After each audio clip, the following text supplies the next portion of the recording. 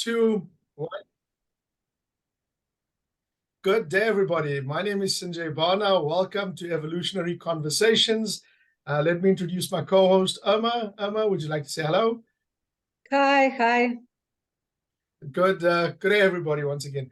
My name is Sanjay, and welcome to Evolutionary Conversations. Conversations literally set up in order to move us collectively forward. You know, the more you know, the less you realize you actually know. The goal behind our conversations is to shift people and organizations into new or alternate ways of being and doing. And we do this by creating spaces for thought leadership and ideas to collide for the betterment of all. So without further ado, I'm just going to begin the conversation today by introducing, I think you've heard my colleague Irma. She's all the way out from Lithuania. I'm going to introduce our first guest today. Our first guest is Andrew Johnson. Sorry, I'm just bringing something up quickly. Andrew is a social scientist or sorry, one sec. Okay, there we go. Apologies.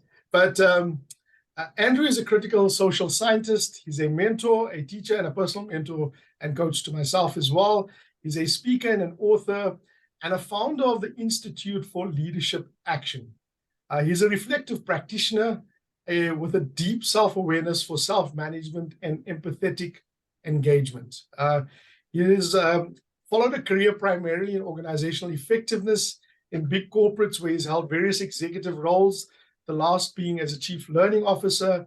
He's a seasoned HR executive with special interest in HR strategy, consulting, leadership development, talent and succession management, organizational transformation, and change management. His influence has stretched beyond organizations he's worked for, having consulted on leadership and best practices in state-owned enterprises, private companies in Africa as a continent, as well as in BRICS, so Brazil, Russia, India, China, and South Africa, and the utilities therein. So without further ado, let me just introduce Andrew and have him say a quick hello. Andrew? Hello, everybody, and thanks very much, Sanjay, for that introduction. Welcome, Andrew. I'd now like to hand over to Irma, who's going to introduce our second guest. Irma, over to you.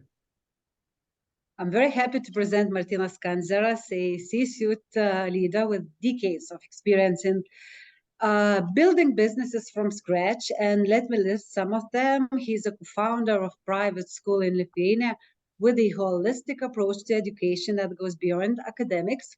He is also co-founder of Bureau, a leading recruitment company in the Baltics, which follows by another company, Workis, which reinventing basically labor relations since 2017. He is a vice chairman of the board of Lithuanian Junior Achievement, which help basically young people with the employment and various skill sets and mindsets to succeed. He is the member and co-founder of Lithuanian Business Angel Network. He is an angel investor himself. And to sum up, I would like to outline here that Martynas is particularly about people, about the social impact, and about the change. And I guess businesses mentioned above cover almost, the whole life cycle of human being, schools, and then also I know that Martynas works in academia, in the university. So I would love to start this conversation with actually one statement I found on Martynas' LinkedIn profile. And Martynas really encouraging not to be afraid to make first steps, stand firm in the face of uncertainty. So I guess the key word here is uncertainty. So here is the question: how do I, as a leader, lead people and teams in this era of social, economical, and still post-pandemic uncertainty? What are my personal thrives as a human being in this whole very difficult context? I know, Martynas, would you like to start here? Okay. So hello, everybody, and thank you, Irma, for such a beautiful presentation of myself. Yeah, it's a good question how to lead. And I think two things which I keep in myself. So first of all, I think is openness. So I think openness with yourself and openness with others, which is around you. So I think it leads to the trust. And if you establish the trust with your team, so then I think it's more easier to lead the team and to lead the stakeholders and etc. So yeah, so maybe it's very short, but but yeah, concrete answer.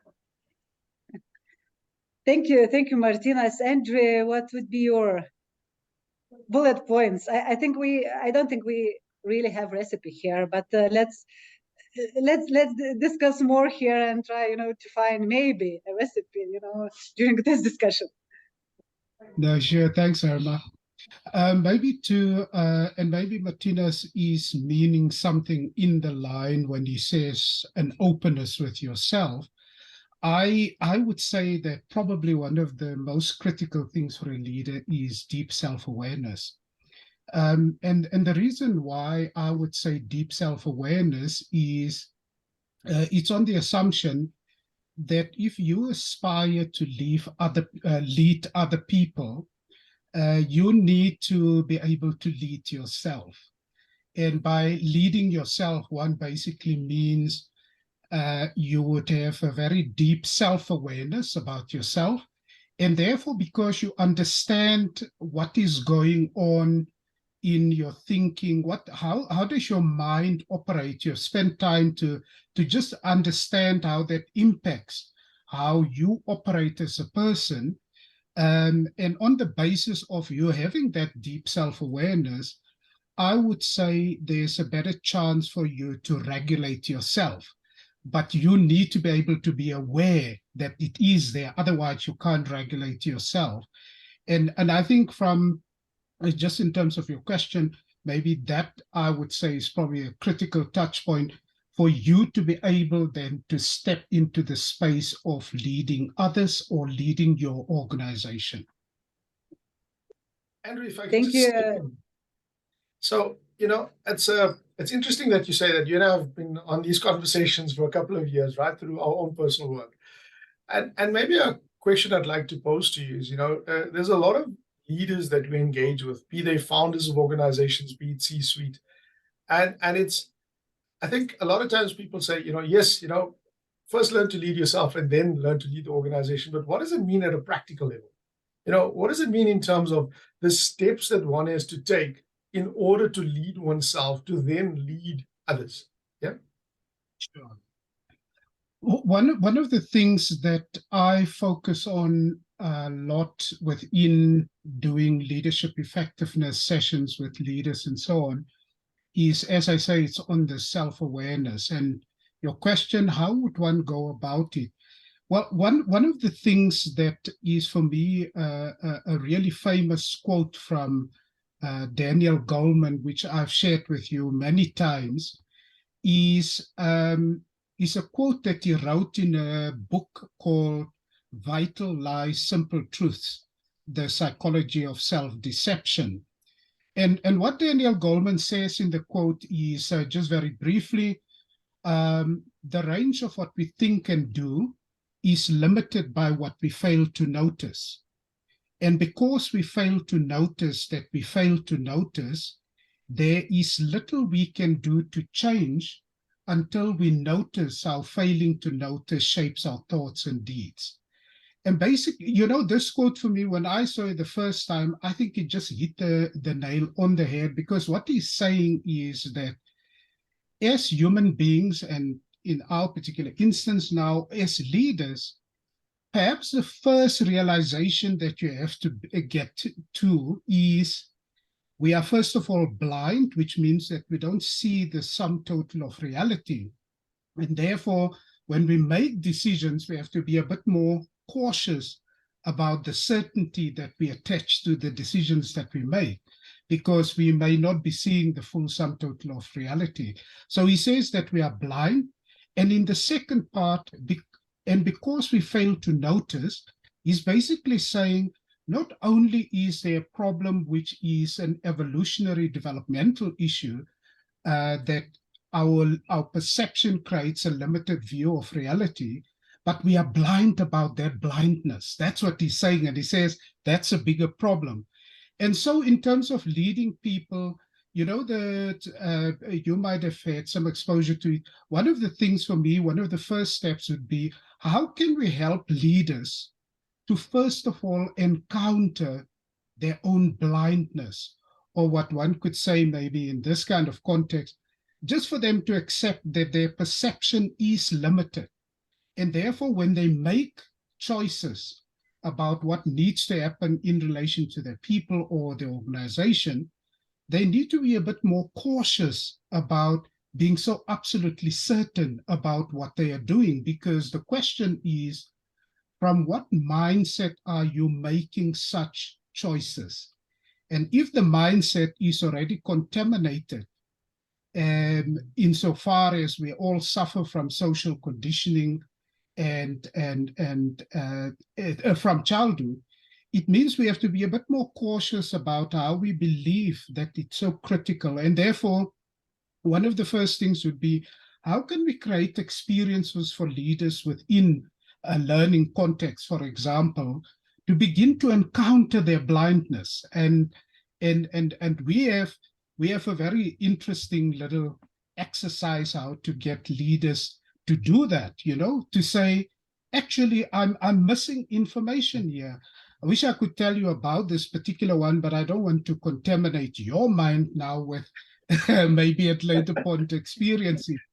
But when we did this exercise with the top 60 of this particular organization, it's quite interesting that the chief financial officer in this particular exercise, they had to identify how many of the things are on this little card they had. And all of them had the same card. And invariably, the chief financial officer kept on saying 5, and the actual answer is 7. And so we asked a junior executive in that team to go and show him where's the 7. And cut the long story short, when he realized that there are actually 7 on the same card, because we swap his card with the junior executives, he said, if I'm so blind about not seeing this on a piece of paper, I wonder how blind am I in terms of what is happening in my organization. And that was a very deep learning point for this particular person. That's why I'm saying maybe the first step in that kind of development approach is, how do you create opportunities for people to encounter that, instead of just, you know, what people do in personal mastery programs often is that we tell people how blind you are, how limited your perception is, and you should be doing this and so forth.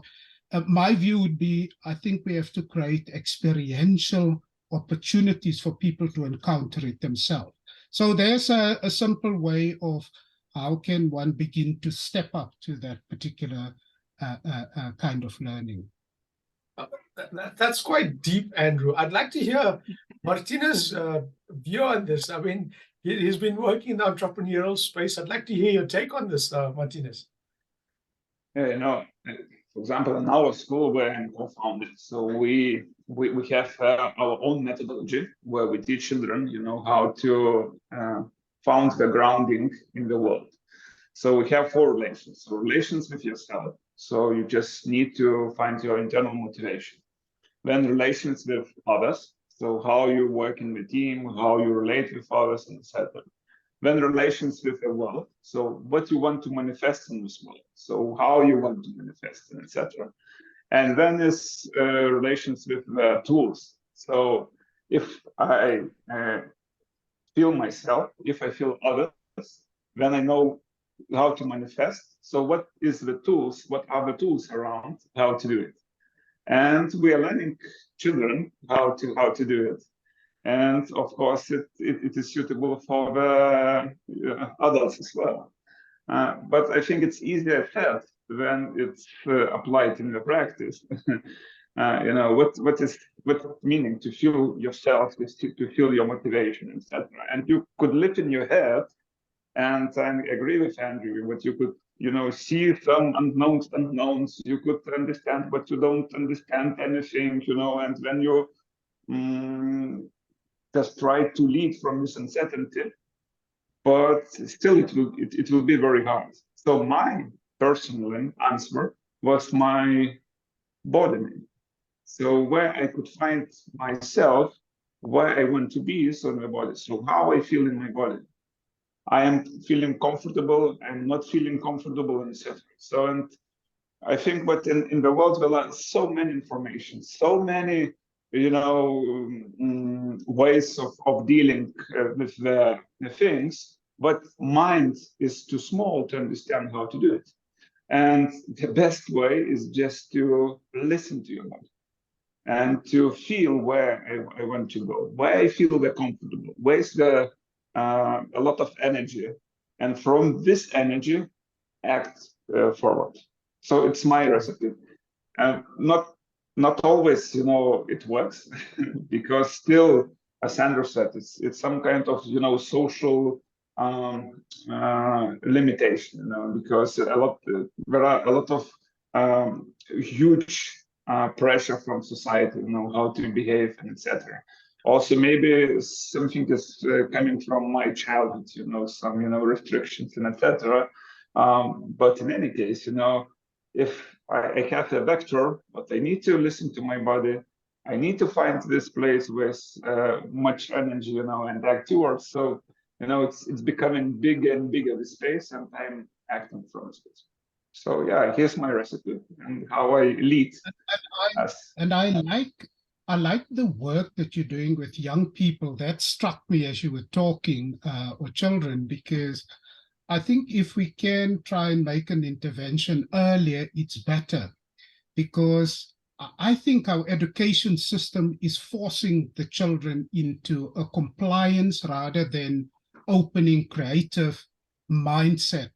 I mean, there's a famous scientist, it's Carl Sagan, if you have heard the name, and he says, when the children ask, when they start school, when they ask, what is the birth date of the universe? He says they are asking interesting questions, By the time they reach 18 or 17, when they finish school, they don't ask these kind of questions any longer. So he was wondering what happened in the interim period. And therefore, I really like you doing some of this work with young people. Yeah, and and a lot. Sorry. Okay. No, I just wanted to add, I agree with, sometimes education, and a lot of times education is equal to the career preparation. So there are many people are talking, we need to educate children because we need to be ready to be the workforce, to work, and etc. And in a lot of panel discussion, I'm saying, no, education is bigger. This workforce is very small. What we need to educate, how to be a human being, how to find yourself, how to deal with others, how to work with others, because life is much bigger than only work. It's a miracle, and we need to feel this miracle, not only just to learn some academic stuff, and then just to find some job and be bored after 20 years, and then to not to know what to do with your life. So yes, the main motivation why we really believe in the school and what we are doing. And I love Andrew, your deep self-awareness thing, and that you first of all need to lead yourself. And Martynas, these 4 bullet points you are teaching children, I think when you start your career, when you start working in business, you just forget all of them. And I think leader, not sometimes, but very often are, sorry for the phrase, but rats in circle, and they are married to basically EBITDA in the last, the profit number.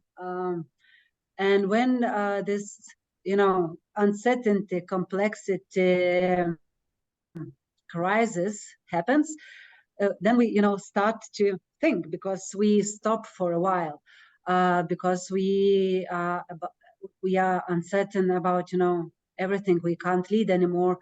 We can't deal with the teams, and we get emotionally ill. We can't, deliver results. So how, my question here probably is how to find, or, not to fail to notice and have this kind of prevention for that, when is the time, to evaluate, or, it's a need to evaluate, I don't know, every 3 months, every 6 months, even if your company, is on the top, and you are very successful, you are doing very good, and business and teams, and everybody happy. But how?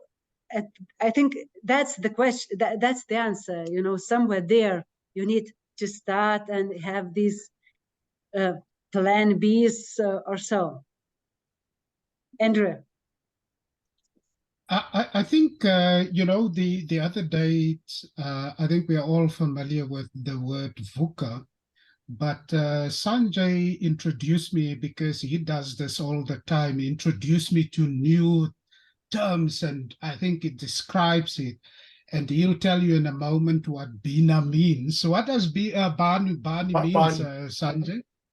Oh, Brittle. Yes. So B stands for brittle. Yeah. I think, geez, see, I'm forgetting my own words now again. Give me 1 second. I will bring up BANI. The reason why, while Sanjay looked for it, he will tell us now what it means, is that, and I thought it was a very good description of actually, because when we of our current situation, often when we speak about VUCA, we speak about the external context that impacts us. Whereas what I like about BANI is that it's speaking to us standing inside that very VUCA environment we find ourselves in. And so the question is, and you'll see the words now, the first word is brittle. Yes. And is it not anxious? Anxious, Sanjay, so it's brittle, anxious, which is the A. The N stands for non-linear. Yeah. Non-linear. Non-linear. And the I stands for, hold on here for a sec. I use these terms and then I forget sometimes. Incomprehensible. Yes. Yeah. Incomprehensible. So, right? But if you look at the point which I wanted to make, for us not to debate this particular concept, but when you look at that particular acronym, it speaks to where leaders find themselves in the VUCA world, which is what I like. That's my interpretation. And the question is that if we find ourselves in so much chaos as leaders, the question is, how are you going to step up to that, given that VUCA world that you find yourself in? Because if there's one thing I believe that the pandemic taught us, is that maybe we are not so clever about what is going on around us as to what we believe it is. And so I believe, and I used to speak quite a bit of it during COVID, the actual lockdown period, I said to leaders, maybe what it is teaching us to do is to say a number of things. One is, it is important for us as leaders to step back and reflect what is going on. You might be familiar with the concept of moving from the dance floor to the balcony, because when you're on the dance floor, you are busy with activity. Whereas if you step back from the dance floor, you are reflecting what is going on the dance floor. Or another concept was, slow down in order to speed up your transformation. It's a bit like unplugging from what COVID has taught us, if nothing else. Unplug a little bit and just understand what's going on, because you don't have the answers. Nobody had the answers at that time. Fascinatingly, as soon as the lockdown period kind of eased up, I find that a lot of organizations just purely reverted to where they were before. Notwithstanding the fact that they did embrace maybe digital and all of that kind of stuff, but the mindset was very much where they left off pre the lockdown. And I think that's a problem for organizations, because what this environment is calling of us is to be aware of these things that makes us such brittle people, actually, and not to be so absolutely certain. You ask, how can one remind yourself? I often say to leaders, maybe if you are so absolutely certain about what you believe is the right choice, or you have 100% certainty about this particular decision that you're making, just say to yourself at the same time, say you are certain about this, but also tell yourself, I could be wrong. Because what it does physically to the mind is, when you say to the mind, is there an alternative? The mind does start looking for alternatives, but the mind can't look for alternatives if you are close to it opening up to potentially there are other answers to what I believe is so certain. So there may be a small thing, Irma, to as a leader, as you step up to your daily activity, just remind yourself, you could be wrong. Not because you are wrong, but it is giving you a checkpoint to see whether what you are saying is in fact certain and correct and so forth. And I think that's what I often say to leaders, to maybe just practice that in your life. When you're so certain, tell your mind also maybe you could be wrong, because then the mind look for alternatives as a checkpoint to check whether you are in fact correct or not. Yeah, Andrew, what I'm Thank you, hearing, Martynas. Yeah, so yeah, I agree with Andrew, and maybe I could share from my practice, what I'm doing. So I really like this dance and balcony, allegory. So, and for me personally, I like to travel, and during the travels, usually you could detach yourself from the processes which is going in some kind of organization or some projects, and then I could reflect, what is happening, and where maybe to see another point of view, maybe to feel something new, etc. So this thing. And another thing is conversation. What I like to do, it's to have a conversation with people. You could work in your head. You could think how things is working and etc. But the easiest way is just to ask the person. And just to have a good conversation. And I think this creates the openness, this creates the trust, and then you could be a good person. Yeah. Martynas, it's interesting. I mean, well, what I'm hearing you say is just, sometimes the best way to reflect is to step away. Yeah, take time out.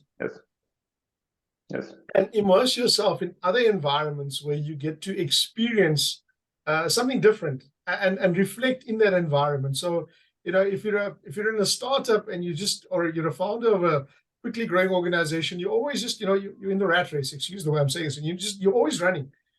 But step away and spend some time, go on a bit of a holiday, or just take a drive out somewhere and spend time in spaces that are different to yours, and use those spaces as opportunities to reflect. Is my understanding correct? Yeah. Yes. Yeah. It could be a case. Yes, Sigma. Sorry. I also would like, and I have a question also here. An open question. I think that's exactly the point where it's very difficult for leaders, to make this first step back and go on holidays, take a few days for yourself. I think this decision to be made, you have to be really, well, mentally advanced. I can't use this, but like really advanced in your understanding yourself, first of all, understanding yourself in the organization. Because I think what leaders do, they think, you know, if they leave for a day, everything will crash, you know. I mean, they can't, you know, go for half a day for the, I don't know, to seminar to learn new things.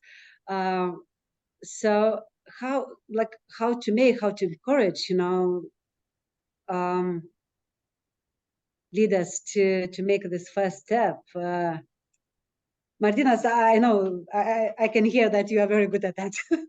But what would be the, you know, for people who think that, you know, the world will crash if they are not there, you know, standing in front of the team? Maybe first of all, just to try to find a mentor, just to try to find another person who went through this, and just to talk with him or her. So I think it could be a good first step towards this, and just to share the experience. So I'm mentoring quite a lot of startups, and usually for startup founders, I'm saying, you know, I don't know any answers. So you know everything, what it is needed for you. So my purpose is just to give you another perspective. And when it is your decision, do you adapt what I said or not? But you just saw another perspective. So I think the same could be with managers as well. Thank you. You know, a leadership commentator had a very interesting concept about not knowing everything yourself. She said that not knowing, once a leader says, I don't know, you invite others in. Thank you. What she meant was, she basically meant that if you are saying, for example, you sit with your team, I don't quite know what is the answer, you are allowing others now to step in and say, maybe I've got a view on it. But if you speak in such a way as if you know everything, it closes it up, because why would I add something to this walking encyclopedia here? It's got all the knowledge, past, present, and future. So, you know, people will never participate in such a kind of environment. And I used to say to leaders, especially in the executive development programs, I just want to remind you, you are worried about what's going on back in the business. Now, rightly so, you might be a little bit concerned what is going on.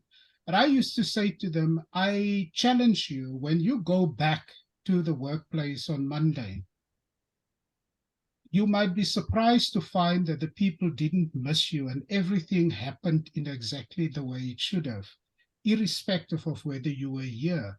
Which meant maybe you should begin to build the sense you're not so indispensable. Nobody's indispensable. And therefore, this idea that everything is going to collapse if you take out time to step on the balcony, to move away from what is the ordinary and the activity, it's a good thing to do, because you can see things in better perspective. You can't when you're so busy doing things. You don't have time to actually reflect on that, yeah. Wow. So, colleagues, I want to, we're going to be wrapping up shortly, but I'd like to ask Martynas any last comments. I've made some notes here, which I'm going to share with everybody. But before I do, any final comment? You know, I feel what, you know, we were talking about managers and about leaders, and sometimes managers is not equal leaders. So, and if we're saying that, you know, person are just leaving and collapsing, everything is collapsing. So I think he or she is not very good manager, and also he or she is not very good leader as well. So yeah, so maybe the final thought was just, you know, to consider it, because usually all managers we used to call leaders, but no, they are not leaders, they are just managers. Absolutely. Andrew, final comment? I would just say that maybe a recognition that as leaders, given the current context that we find ourselves in, we are actually in chaos. But being in chaos, I'm talking about ourselves, not even our organization, we are in chaos, is not a bad space to be in. It's simply inviting us to say, so how can we begin to do it differently, Because change doesn't happen in a space of comfort. It happens in a space of discomfort. And therefore, chaos could be seen as this discomfort to begin to think about some of the things very differently. Thank you, Andrew. Irma, any final comment before I summarize? Before you summarize, I want to say thank you so much to Andrew and Martynas. I think we had really a great discussion, and I'm sure that, it could still last for 1 or 2 more hours. Very, very, very, very deep, very, very, I think, good insights. And I'm sure if, everybody who will be watching it will get some good points, and will, especially leaders, real leaders, would, rethink their daily life, actually. Thank you, Irma. So with that, I want to summarize today's conversation into a few points. The first point from today's conversation around how do you lead in a time of turmoil, in a time of brittleness, anxiousness, a non-linear world, and a world that's literally incomprehensible? Well, step number 1 is learn to lead yourself. And that requires, as Andrew says, if you aspire to lead others, you need to lead yourself, a deep self-awareness. So that's the first, and I think the most important point. The second thing, and that comes from Martynas, is not just leading yourself, but part of leading yourself is listening to your body. How do I feel? What is my body telling me about the situation I'm in, and what works and what doesn't work? He says, listen to your body. Where is there a lot of energy? Where there's a lot of pent-up energy? And what does this tell me about the situation and how I feel about it, but physically? The other point was, but Martynas said it very nicely, is, in all of this turmoil, we mustn't forget that we need to remind ourselves. Sanjay, Martynas, I think. Sorry, but Martynas, my apologies. You are still learning. You're still learning Lithuanian names. Yes, I am. My humble apologies. But Martynas was saying how to be a human being. And that's very, very important. I thought that it's a simple message, but we get so caught up in what we're doing that we forget that, hey, I'm just a human being. Let's just be human to begin with. And, Martynas also said that life is much bigger than work. What is the main motivation for you leading and what you're doing? And I'd like to conclude with this little statement that Andrew said that, change happens in discomfort. So if you're feeling in turmoil, if you're feeling like the world's falling apart, well, actually, the good news is it's not falling apart, is you're actually going through some significant change. It's time for you to change. It's time for the world to change. It's time for your growth. So celebrate it. Don't see the discomfort as the turmoil, and turmoil is something you need to run away from or be scared of, but embrace it, love it, and grow with it. And with that, that's the end of today's session of, for 1 sec, let me just stop sharing. And with that, I'd like to say thank you so much to both of our guests. Thank you for being on Evolutionary Conversations. And we look forward to seeing you at our next conversation. Thank you once again, Andrew. Thank you once again, Martynas. And to my co-host, Irma. We look forward to seeing you at our next episode. Take care. Have a lovely day.